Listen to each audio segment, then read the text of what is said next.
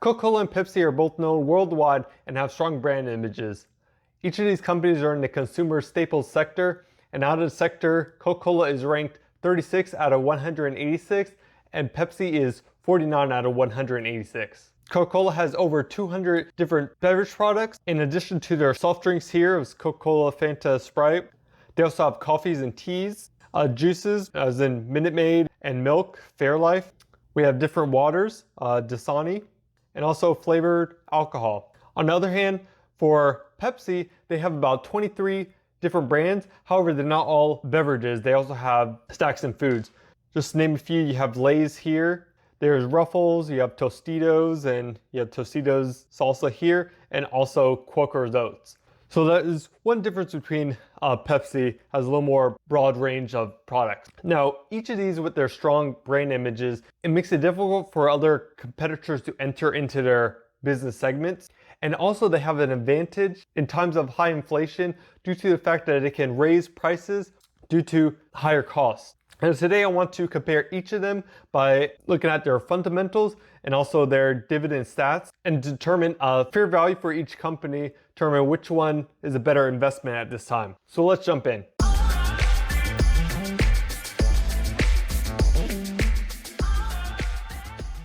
Over in Seeking Alpha, looking at Coca-Cola, ticker symbol KO. The current share price is $61.59. Within the last year, Coca-Cola has grown about 9%. And from the start of the year, it has grown 3.86%. So over on this 52-week range, it's above its midpoint with a low of $52 and a high of $67.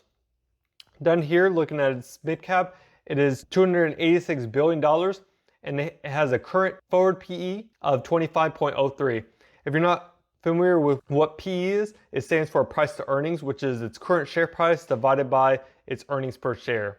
Looking at Pepsi, ticker symbol PEP, it has a current share price of $169.61. Over the last year, it has also grown 9%. However, from the start of the year, it has fallen about 2%. Over on this 52-week range, it's also above its midpoint from a low of $149 with a high of $177. Down here, its current mid cap is $232 billion with a forward PE of 25.4.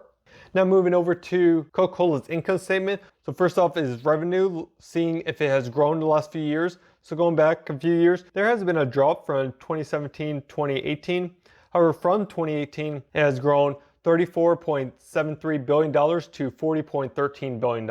And scrolling right down here for its net income, we see the same drop, which makes sense. With a drop of revenue, you have a drop of profit. So from $66.23 billion, the profit fell to $1.43 billion. But however, since then, it has grown to $10.13 billion. So about the last 5 years, both revenue and net income have grown. Scrolling down once more to share buybacks. Looking about 5 years ago, we have 4.26 billion shares, and the current number of shares is 4.33 billion. So they are issuing shares, which is not always a good thing since they're diluting shareholders, but also we wouldn't want a company to be buy back shares if its current share price is being overvalued. So we'll just keep that in mind that they are issuing shares. Next, we're going to go to look at if their free cash flow is growing year over year. So on the cash flow page, we'll scroll on here to free cash flow. And how you determine free cash flow is cash from operations right here, minus your capital expenditures, which is this line right here. And that'll give you your free cash flow. So looking at free cash flow, going back about 5 years, we do see another drop in free cash flow along with the revenue and net income. So it's from 6.7 billion to 5.3 billion. However, since then it has grown to 10.24 billion with a 5-year average of 7.96 billion. So with free cash flow, you can do 5 different things. You can pay dividends, which as dividend investors, that's what we're looking for. You can also buy back shares, pay down debt, make acquisitions, and also reinvest back into the company. With their 5-year average, let's go see how long it will take them to pay off their long-term liabilities. So we'll jump over to the balance sheet. So over here, the balance sheet, let's scroll down to the long-term liabilities. And with the total of $48.44 billion, it'll take them about 6 years to pay off all their liabilities if they chose to do so. Also, we want to compare their current assets with their current liabilities. So right down here with their current liabilities of $18.79 billion. Scrolling back up here to their current assets, which is $22.16 billion. So I do have more current assets than current liabilities. And if you divide it two, you get a current ratio of 1.17, and a good value to look at is around 1.5. Now switching over to the income statement of Pepsi, looking at its revenue, about 5 years ago we had $64 billion, and currently it's $80.85 billion. So we're definitely growing revenue year over year here. One thing to note that with Coca-Cola there was a drop around 2018, and we don't see that drop here with Pepsi. So that is a positive for Pepsi there. So scroll down here to net income. Going back about 5 years, we have $4.88 billion with a current value of $10.16 billion. So net income is also increasing year over year. Now let's look at the shares outstanding. And we do have 1.42 billion shares, with the current number of shares is 1.3 billion. So Pepsi is buying back shares year over year. Scrolling down here to its free cash flow. Going back about 5 years, we have $5.91 billion with the current free cash flow of $7.49 billion. So year over year, we are growing free cash flow, and we do have a current 5-year average of $6.36 billion.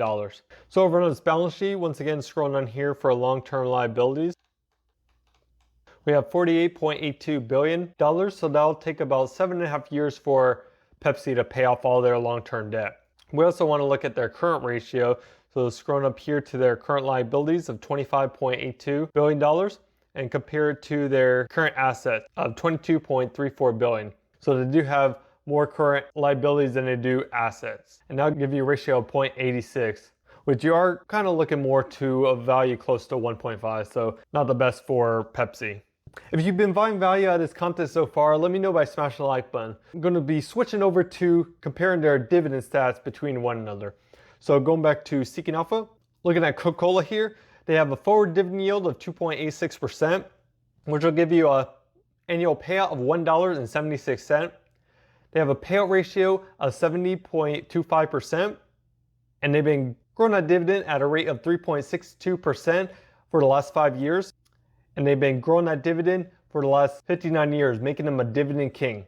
Moving over to Pepsi, they have a forward dividend yield of 2.73%. Now it will give you an annual payout of $4.60 with a payout ratio of 67.62%. And they've been growing that dividend at a rate of 7.39% for the last 5 years. And they have consistently grown that dividend for the last 50 years, also making them a dividend king. So here, looking at both of their dividend grades from Seeking Alpha, Pepsi has a slight advantage here with a dividend safety score of A- due to them having a lower payout, so they are most likely going to be able to consistently grow their dividend a bit longer than Coca-Cola does. Now comparing each of them to the rest of their sector, we're going to look at a few different grades right here. So for Coca-Cola, the revenue grade, Seeking Alpha gives them a B- with a ratio of 9.91%. That's about 48% higher than the rest of their sector. However, with their long-term revenue growth, they have about a grade of D+ with a ratio of 5.9%. That's about 33% lower than the rest of their sector. For profitability of their net income margin, Seeking Alpha gives them an A+ with a ratio of 25.69%. That's about 386% higher than the rest of their sector, which is pretty good for, and a plus up for Coke.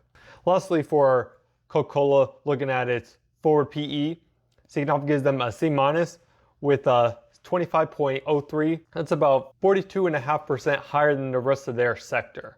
Moving on to Pepsi, Seeking Alpha gives their revenue growth a C+, having a ratio of 7.16%. That's about 7% higher than the rest of their sector.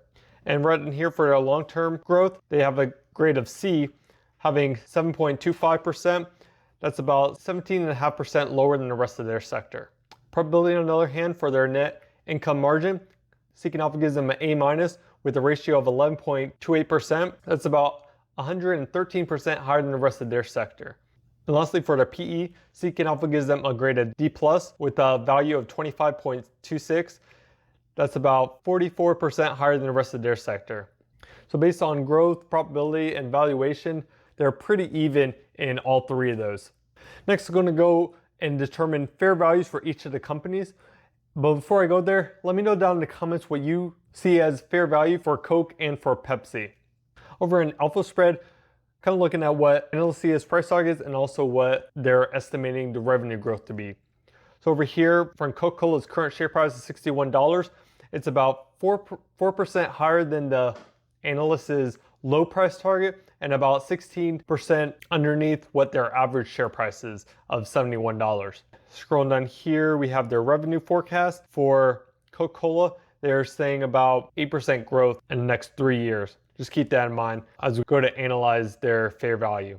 For my revenue growth, I took the 2024 estimate of 6%, based it off of that. So I have 2, 4, and 6%. Now for my profit margin and free cash flow margin, I kept it based off the historic values right here. So I have 16, 18, and 20 for profit margin, and 18, 20, and 22 for free cash flow margin.